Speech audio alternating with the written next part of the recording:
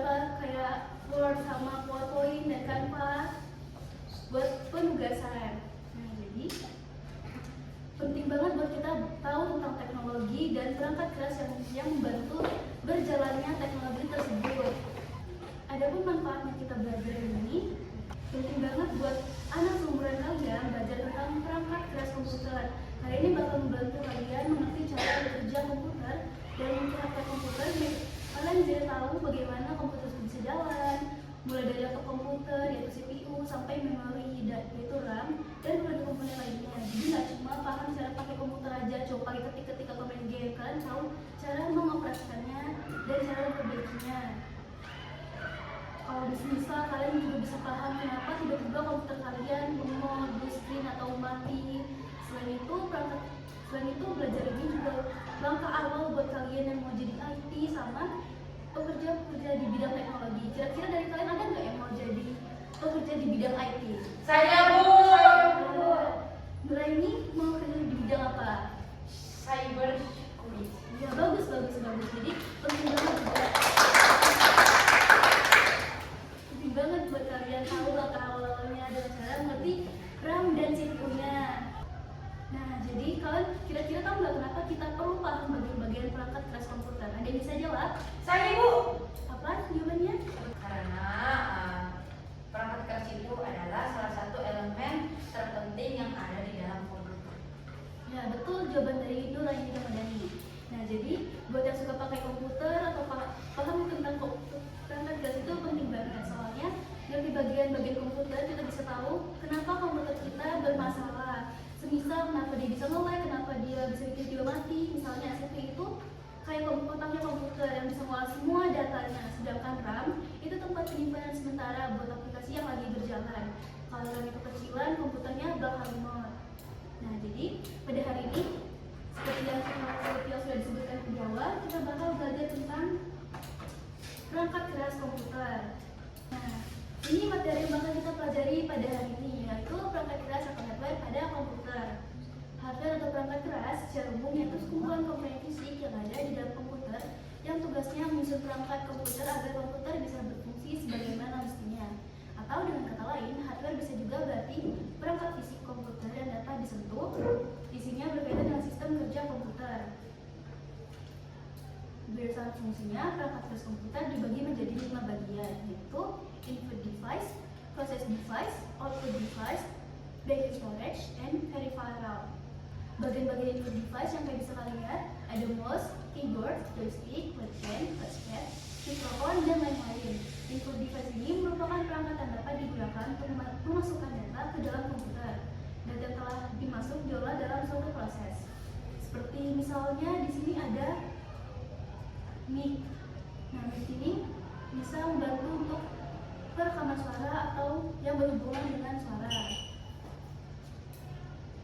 Di sini ada process device, motherboard, expansion card, central processing unit atau CPU, random access memory atau RAM. Nah, process device yaitu perangkat yang proses dan mengolah data pada komputer. Process device yang disebut sebagai otaknya komputer karena menjadi perangkat yang sangat penting pada proses pemasukan dan penginputan data. Di sini juga ada device, yaitu monitor, printer, speaker, headset, projector, dan plotter. Nah, perangkat keras pada komputer yang gunanya untuk mencetak dan menampilkan informasi dari hasil input, data yang berasal dari hardware, input yang telah melewati proses dari hardware proses. Nah, terus tuh ada backup storage. Backup storage atau unit penyimpanan adalah media penyimpanan yang disediakan untuk menyimpan berbagai jenis program dan juga file yang memiliki ukuran besar, yakni berbagai jenis program dan juga file yang tak sedang digunakan atau dioperasikan saat itu. Misal memory card, hard disk drive, floppy disk, pen drive, optical disk. Yang terakhir ada peripheral. Peripheral komputer adalah komponen tambahan yang berfungsi untuk mendukung kerja komputer sehingga fungsi kerja komputer menjadi maksimal. Peripheral terbagi menjadi 2 macam berdasarkan fungsi peripheral komputer tersebut, yaitu yang pertama yang seperti dilihat di sini ada mouse, keyboard, dan monitor. Nah, peripheral utama.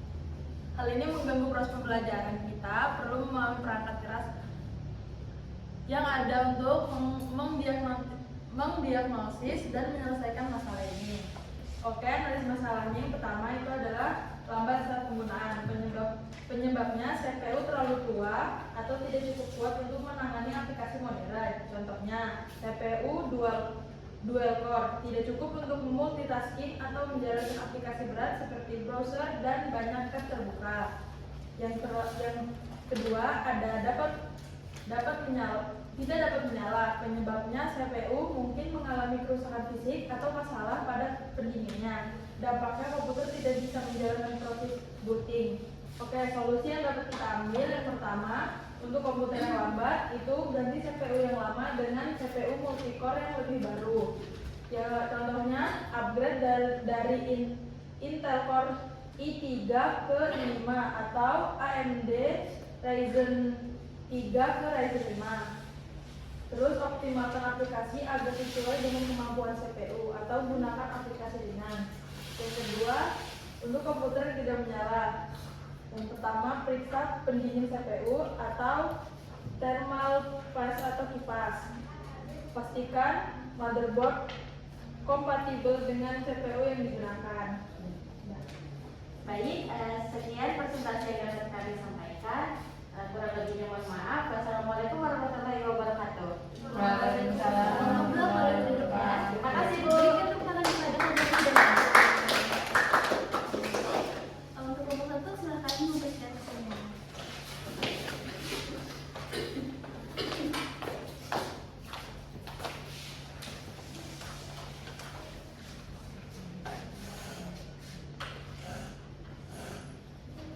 Baik, assalamualaikum warahmatullahi wabarakatuh. Waalaikumsalam warahmatullahi wabarakatuh. Baik, jadi di sini kami akan mempresentasikan hasil diskusi studi kasus kami. Nah, untuk sebelum memulai kami akan memperkenalkan diri kami terlebih dahulu dengan saya Nuraini Medani dan rekan saya Bisa Aswadina. Saya Zawal Aisyah.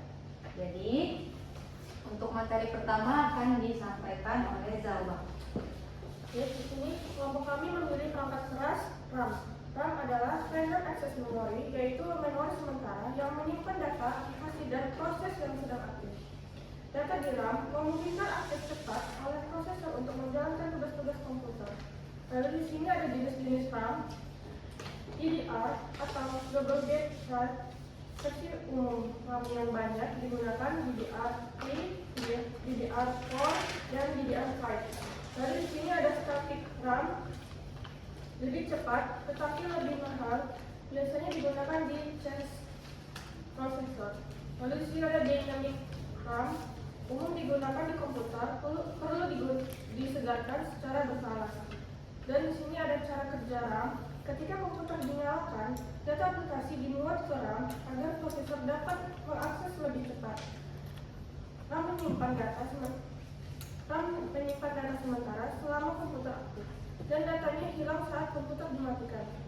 Semakin besar kapasitas RAM, semakin banyak data yang bisa disimpan, sehingga kinerja komputer menjadi lebih cepat. Selanjutnya akan dilanjutkan oleh Bu Aini. Baik, adapun kontribusi RAM terhadap kinerja komputer. Yang pertama di sini ada kapasitas RAM yang besar.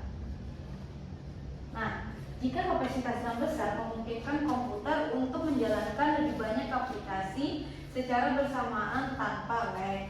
Lalu yang kedua ada kecepatan RAM yang tinggi. Nah, kecepatan RAM yang tinggi ini dapat membantu mempercepat akses data sehingga aplikasi yang berat seperti pengeditan video dan game dapat berjalan lancar. Lalu yang terakhir ada kesehatan RAM. Nah, jika RAM rusak, komputer dapat mengalami error atau tidak menyala sama sekali. Baik, materi selanjutnya akan dijelaskan oleh rekan saya. Jadi di sini ada analisis terhadap studi kasus. Jadi kan studi kasusnya itu di laboratorium komputer sekolah itu identifikasi masalahnya itu komputernya lambat digunakan dan tidak dapat menyala sama sekali. Nah, untuk komputer yang lambat itu Penyebabnya itu karena RAM-nya itu kecil dan tidak mencukupi untuk aplikasi yang digunakan di laboratorium. Untuk solusinya itu menambahkan kapasitas RAM atau optimalkan penggunaan aplikasi dengan menutup aplikasi yang tidak perlu. Kemudian komputer tidak menyala sama sekali, itu penyebabnya karena RAM-nya itu mungkin kotor atau nggak kepasang dengan benar, atau mungkin RAM-nya itu sudah rusak. Solusinya itu kita yang pertama melepaskan RAM dari slotnya, kemudian bersihkan pin RAM dengan kain bersih atau penghapus. Setelahnya kita pasang lagi pelan-pelan dan jangan sampai ngerem. Kemudian setelah itu kalau misalnya RAM-nya rusak, kita ganti dengan yang baru. Baik, sekian penjelasan hasil analisis studi kasus kami. Mohon maaf apabila ada kurang lebih. Wassalamualaikum warahmatullahi wabarakatuh. Waalaikumsalam warahmatullahi wabarakatuh. Nomor 1 boleh dipersilakan dulu. Nah, kita depan betul tadi yang dijelaskan tentang CPU dan RAM adalah penyebab kenapa tadi ada kendala-kendala dari laptopnya yang nggak menyala, terus lemot juga mungkin karena tadi CPU-nya nggak sanggup kalau misalnya harus ngelakuin dual pada aplikasi modern. Diberikan juga tadi di RAM kalau misal kapasitasnya terlalu kecilan. Nah, jadi kita udah belajar beberapa hardware-nya yang kita udah ketahui hari ini, yaitu tentang CPU dan RAM. Jadi pada hari ini kesimpulannya adalah perangkat keras komputer adalah komponen fisikal dari komputer yang bisa kita lihat dan bisa kita sentuh. Nah, ada pun jenis-jenis perangkat keras, yaitu perangkat keras input seperti komputer ya, pada keyboard, mouse, scanner, dan mic. Adapun perangkat keras output seperti printer, speaker, dan perangkat keras prosesor seperti yang telah disebutkan tadi, RAM dan CPU. Adapun contoh-contoh lainnya itu seperti hard disk dan SSD dan flash disk. Nah, lalu perangkat keras jaringannya seperti internet yang kita gunakan, yang seperti kartu atau mungkin yang kita bisa kita gunakan untuk wifi ya. Nah, cara kerja perangkat keras juga kalian udah tahu kan tentang CPU dan RAM-nya. Oke, jadi agar pembelajaran hari ini tetap bisa digunakan pada lain hari, kita ada tugas untuk di rumah. Catat ya, jadi tugasnya buat minggu depan adalah untuk mencari tahu perkembangan terbaru dalam teknologi dan perangkat keras. Boleh diulang sekali lagi ya, Bu? Jadi yang kita perlu cari tahu itu adalah perkembangan terbaru dalam teknologi, Perkembangan terbaru dalam teknologi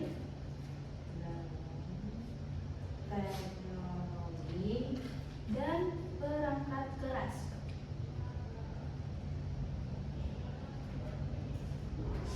Sudah, Ibu.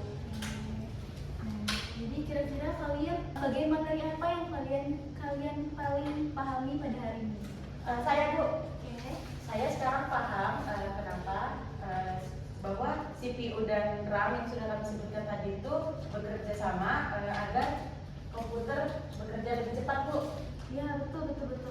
Karena tadi udah disebutkan kan di awal kalau CPU dan RAM itu adalah otak dari komputer itu sendiri. Jadi mereka bekerja sama biar komputer itu bisa dijalankan dan dioperasikan. Oke. Kita tutup pelajaran hari ini. Silahkan melakukan gambarannya dan kita baca doa.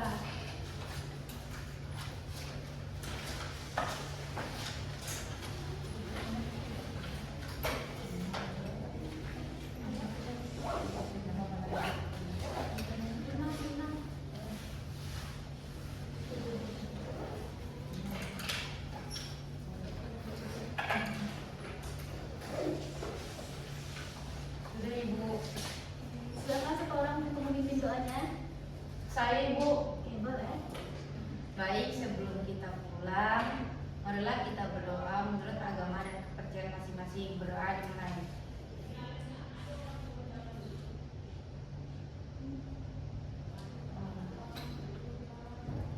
Ya, tutup ya pembelajaran hari ini. Wassalamualaikum warahmatullahi wabarakatuh. Waalaikumsalam warahmatullahi